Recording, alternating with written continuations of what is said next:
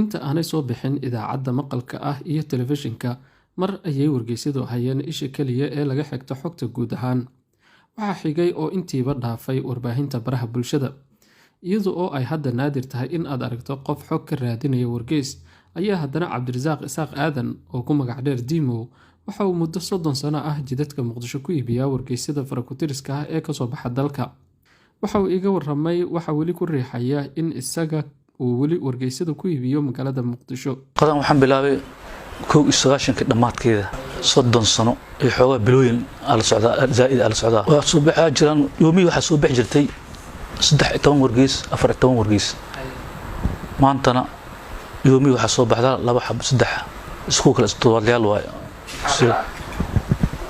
dadkii waa guureen waxa loo guuray internetkii qadkii facebookii loo guuray sis awgeeda ayuu u baaqday iyo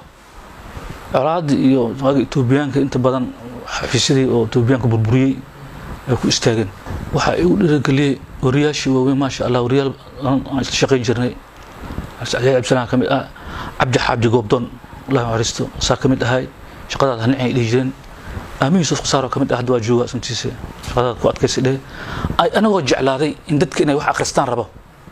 dadka waxa maadaama ay qadkan u wareegeen waxaan go'aansaday inaan shaqadeeda wato aan ka harin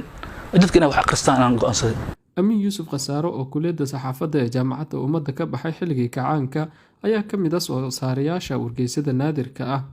Waxa uu sharaxayaa waxyaabaha sababay in wargeysyadu ay ku dhow yihiin in ay suuqa ka baxaan laba maahane inta kalena ay noqdaan toddobaadle ama bille. Muddo 17 sano ayaan wargeyskan wadnay marka wax uun saasaan kama hayno laakiin saxadii oo qoryaanimadii iyo saxadii wargeysyada inaan ka baxno ayaan diidaneen. Wax dhaqaalaha hadda aan ku helno ma jiraan 200 xabaan soo saarnaa 200 isma bixi karaan. marka waxa weeyaan ay sheegay halkaas ayaan shaqo kaga dhiganaa si aan bulshada wax u gaarsiino maadaama ay sheegay wargeysi qoraaladii ay hoos u sii dhacayaan dadkeen akhrisku dhib ku noqday iyo qoraalkii waxaan rabnaa in bulshadii qof maalin akhriyo leh si uu macluumaad uga helo. Xildhibaan hore Maxamed Maxamuud oo ku magac dheer Kulilihi waxa 20 sano ee la soo dhaafay wargeysyada ay kamid ahaayeen meelaha ugu muhiimsan ee uu ka helo wararka waxana uu ka iibsanayay Dimo waxa uu ka warramayaa sababta ay hoos ugu dhaceen wargeysadii dalka. labadii kuna inta imaadaan xildhibaan intii ka dameyso dhan waa ka gadanay waqti uga dhamaanayaan waxa waaye maya Facebook kaliban TikTok Facebook dad badan oo gaala oo ajnabi ah ala tartamaysa waxa soo qorayaan haddii micno u yeelaan iyaga xataa waa isku qori karaan meesha marka joornaalkooda haddaan kan la soo qaadan meesha laga dhaxlaa Facebook laga dhaxlaa meelahaas laga dhaxlaa ha isxoreeyaa Dimo tan iyo la qabsigii shaqadan waxa uu weli ku dhagan yahay ka shaqaynteeda mana qorsheynayo in uu ka wacdo shaqo kale ma aadin muddo 30 sano ah